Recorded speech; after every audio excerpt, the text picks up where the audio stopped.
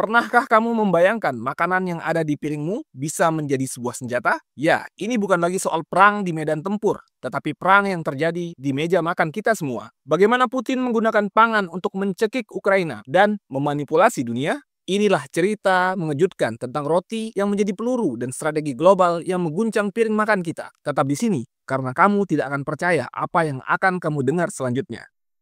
Pagi itu seperti biasa, saya menyantap sarapan saya dengan terburu-buru. Sepiring nasi goreng dengan telur mata sapi masih mengepul. Tak pernah sekalipun terlintas dalam pikiran saya bahwa makanan sederhana di hadapan saya ini bisa menjadi senjata yang lebih mematikan daripada peluru.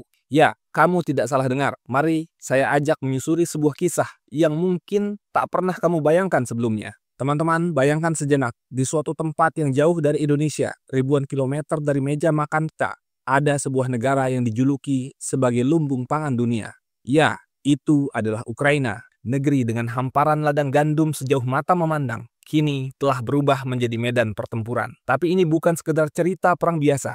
Ini adalah kisah tentang bagaimana makanan, ya, makanan yang kita makan setiap hari, telah menjadi senjata dalam konflik modern. Ketika roti menjadi peluru. Kawan, pernahkah kamu membayangkan roti di meja sarapanmu punya hubungan dengan konflik di belahan dunia lain? Mungkin tidak. Tapi faktanya, setiap gigitan roti yang kita nikmati hari ini terhubung dengan drama global yang sedang berlangsung. Sebelum perang pecah pada Februari 2022, Ukraina adalah salah satu pengekspor terbesar gandum, jagung, dan minyak bunga matahari di dunia.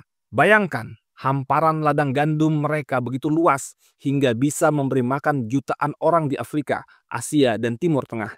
Namun dalam sekejap, semua berubah. Pelabuhan-pelabuhan hancur, ladang-ladang subur menjadi medan perang. Dunia mulai merasakan dampaknya. Angka-angka ini mungkin terlihat dingin di atas kertas. Produksi gandum turun 32%, jagung turun 27%, dan barley turun 37%. Di balik angka-angka itu, ada kisah nyata tentang petani yang kehilangan mata pencariannya, tentang anak-anak yang kelaparan, dan tentang masa depan yang tak kian pasti. Permainan catur global. Senjata diam, begitulah Dmitry Medvedev, mantan presiden Rusia, menyebut strategi perang mereka. Dan seperti permainan catur yang kejam, setiap langkah telah diperhitungkan dengan cermat. Ketika Ukraina tidak bisa mengekspor hasil panennya, Rusia mengambil alih pasar. Produksi gandum mereka mencapai rekor tertinggi, dan tiba-tiba saja negara-negara yang dulu bergantung pada Ukraina kini harus menengadahkan tangan kepada Rusia. Bayangkan kamu sedang bermainan game strategi. Di satu sisi kamu melihat Rusia dengan kedermawanannya menawarkan bantuan pangan gratis ke negara-negara Afrika. Di sisi lain mereka menciptakan ketergantungan yang semakin dalam. Ini bukan lagi sekedar tentang siapa yang menang perang, tetapi tentang siapa yang akan mengendalikan piring makan dunia. Ketika dunia mulai kelaparan.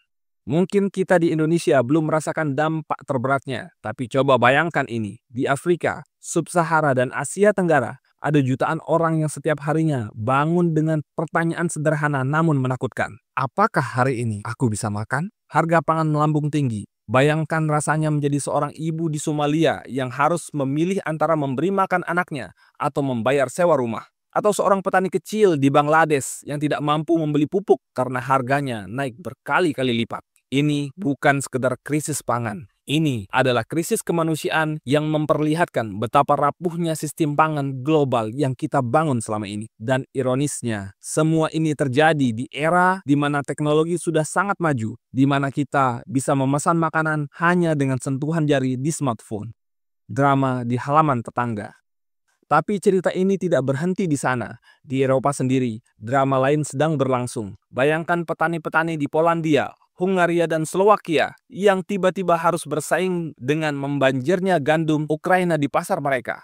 Harga gandum jatuh, dan mereka yang selama ini menggantungkan hidup dari hasil tani mulai protes. Solidaritas memang indah dalam kata-kata, tetapi ketika berhadapan dengan realitas ekonomi, semuanya menjadi lebih kompleks. Negara-negara yang tadinya bersatu mendukung Ukraina kini mulai menunjukkan keretakan. Pertanyaannya, sampai kapan solidaritas ini bisa bertahan? Masa depan yang tidak pasti. Kawan-kawan, mungkin kamu bertanya-tanya, lalu apa yang bisa kita lakukan? Jawabannya tidak sederhana, tapi satu hal yang pasti, kita tidak bisa lagi menutup mata. Setiap suap nasi yang kita makan, setiap roti yang kita gigit, terhubung dengan jaringan kompleks perdagangan global. Jangan tunggu sekarang, jangan tunggu nanti. Ayo, kita bangun pertanian Indonesia dengan lebih baik, agar harga mie yang menggunakan gandum dari Ukraina atau Rusia tidak naik lagi.